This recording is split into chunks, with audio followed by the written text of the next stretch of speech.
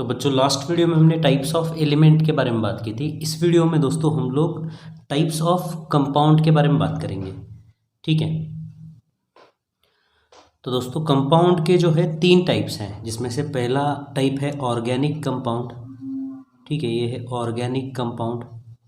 Organic compound को दोस्तों यहाँ पर कार्बन कंपाउंड भी बोला जाता है। ठीक है, तो ऑर्गेनिक कंपाउंड या बोल सकते हो आप कार्बन कंपाउंड। दूसरा टाइप है दोस्तों कंपाउंड का इनऑर्गेनिक कंपाउंड। इनऑर्गेनिक कंपाउंड, ठीक है। और थर्ड टाइप है कंपाउंड का दोस्तों complex compound. Complex compound.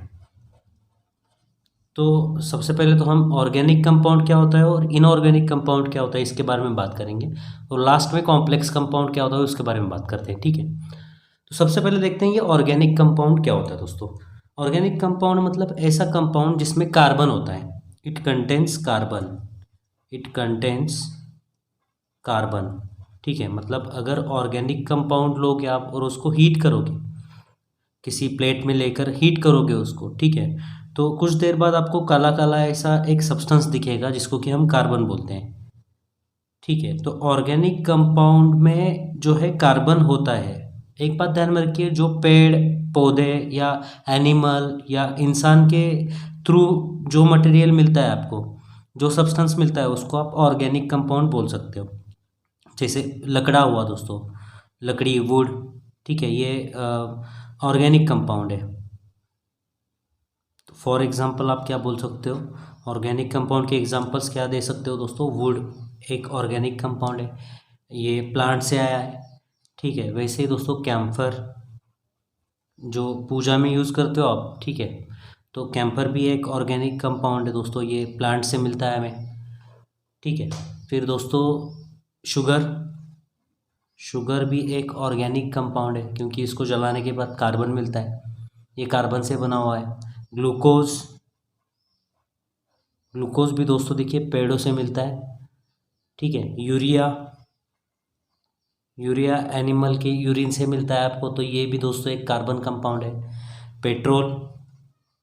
Petrol भी दोस्तों एक ऑर्गेनिक कंपाउंड है, इसमें कार्बन होता है। पेट्रोल मतलब कहाँ से मिलता है, क्रूड ऑयल।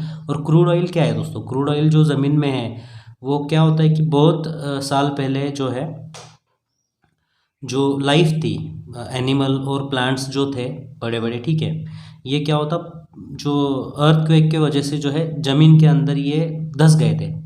ठीक है, और प्रेशर की वजह से उसका जो कन्वर्जन है वो क्रूड ऑयल में हो गया है। वहाँ से हम लोग पेट्रोल डीजल ये क्रूड ऑयल से निकालते हैं ना। ठीक है, तो ये एनिमल और प्लांट के वजह से ये पेट्रोल तैयार हुआ है।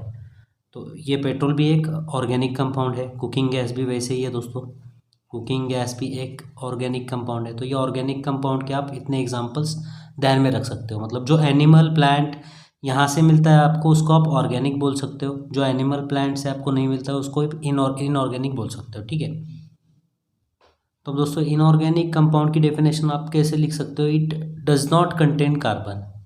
It does not contain carbon.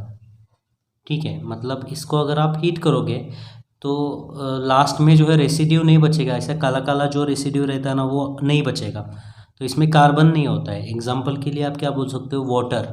Water जब आप हीट करते हो दोस्तों, क्या आपको काला काला ऐसा मटेरियल मिलता है, नहीं मिलता, ये वेपराइज होके उठ जाता है। ठीक है, तो पानी एक इनऑर्गेनिक कंपाउंड है। वैसे ही कुछ एग्जांपल्स आपके टेक्स्ट बुक में दिए गए हैं। सॉल्ट भी दोस्तों एक देखिए इनऑर्गेनिक कंपाउंड है। सॉल्ट मतलब कॉमन सॉल्ट का फॉर्मूला क्या है, NaCl।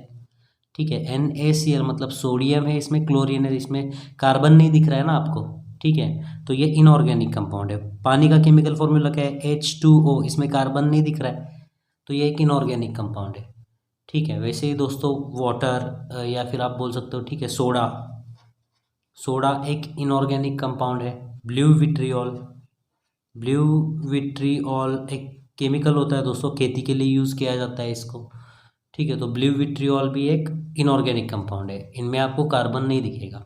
ठीक है, तो आपको यहाँ पर क्या करना है दोस्तों, ऑर्गेनिक कंपाउंड की डेफिनेशन लिखनी है आपको। इट कंटेन्स कार्बन आप बोल सकते हो। The compound which contain carbon is called as organic compound. Inorganic compound की डेफिनेशन आप लिख सकते हो। The compound which does not contain carbon is called as inorganic compound. और दो नाम आपको यहाँ पर याद करने हैं, ठीक है। इनऑर्गेनिक कंपाउंड में वाटर, सॉल्ट आप ध्यान में रख सकते हो, और ऑर्गेनिक कंपाउंड में कैम्फर, शुगर, ग्लूकोज आप यहाँ पर ध्यान में रख सकते हो, ठीक है। तो फिर दोस्तों कॉम्प्लेक्स कंपाउंड क्या होता है कि इसका जो स्ट्रक्चर होता है वो कॉम्प्लेक्स होता है, और ये जो है इसके सेंटर में मेटल का एलिमेंट होता है, ठीक है। तो it contains atom of metal का एटम होता है इसके अंदर, और इसका जो स्ट्रक्चर होता है वो कॉम्प्लेक्स होता है। तो आपको सिर्फ इतना ही ध्यान में रखना है। और एग्जाम्पल इसके ध्यान में रखने हैं, दो एग्जाम्पल्स। पहला एग्जाम्पल है दोस्तों क्लोरोफिल, ठीक है। क्लोरोफिल ये एक कॉम्प्लेक्स कंपाउंड है जिसके अंदर दोस्तों मैग्नीशियम होता है। मैग्नीशियम ये एक मेटल होता है इसके अंदर, ठीक है। तो ये क्या होता है इसके अंदर, ये ध्यान में रखने की ज़रूरत नहीं। क्लोरोफिल एक कॉम्प्लेक्स कंपाउंड है, इतना आपको ध्यान में रखना है। आपको दो कॉम्प्लेक्स कंपाउंड के नाम ध्यान में रखने हैं दोस्तों, ठीक है। तो दूसरा जो कॉम्प्लेक्स कंपाउंड है वो क्या है दोस्तों, हमारे जो ब्लड में हीमोग्लोबिन होता है, हीमोग्लोबिन, ठीक है। ये भी एक कॉम्प्लेक्स कंपाउंड है क्योंकि इसके अंदर देखिए आयरन होता है, हीमोग्लोबिन के अंदर आयरन होता है, ठीक है। तो दो कॉम्प्लेक्स कंपाउंड के नाम आपको ध्यान में रखने हैं। पहला है दोस्तों क्लोरोफिल जो प्लांट्स के अंदर होता है, और दूसरा है हीमोग्लोबिन, ठीक है। हीमोग्लोबिन के अंदर आयरन होता है, इतना ध्यान में रखिए आप, सिर्फ ये दो नाम ध्यान में रखिए। हीमोग्लोबिन और क्लोरोफिल ये दो कॉम्प्लेक्स कंपाउंड है, ठीक है। तो ये जो टाइप्स ऑफ कंपाउंड में दोस्तों इसके अंदर आपको इतना ही ध्यान में रखना है, ठीक है। अब इस कंसेप्ट के ऊपर कुछ क्वेश्चन है आपके टेक्स्ट बुक में, उसको हम नेक्स्ट वीडियो में सॉल्व करेंगे। तो मिलते हैं दोस्तों आपसे अगली वीडियो में। धन्यवाद। चैनल को प्लीज़ सब्सक्राइब करिए और वीडियोज़ को शेयर करिए।